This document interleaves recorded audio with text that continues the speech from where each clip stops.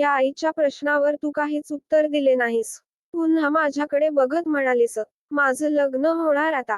खरं तर काळीच चिरणारे शब्द ऐकून मी पुरता घायाळ झालो होतो.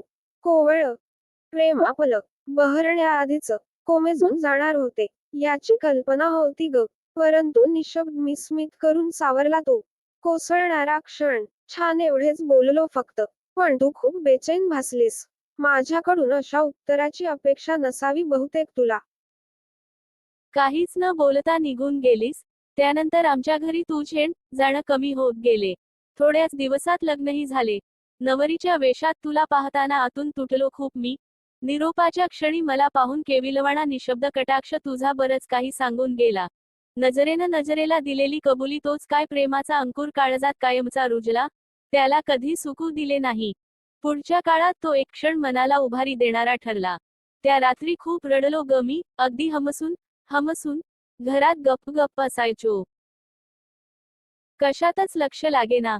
सारखा तुझा चेहरा समोर यायचा. लग्न जमल्यानंतर तू स्वतःहून ब्लँक आणि व्हाईट पासपोर्ट साईजचा फोटो 10वीच्या परीक्षेच्या वेळी काढलेला बळजबरीने माझ्या हातात दिला होता. तेवढा एकच फोटो असावा तुझ्याकडे. कशाला ग फोटो?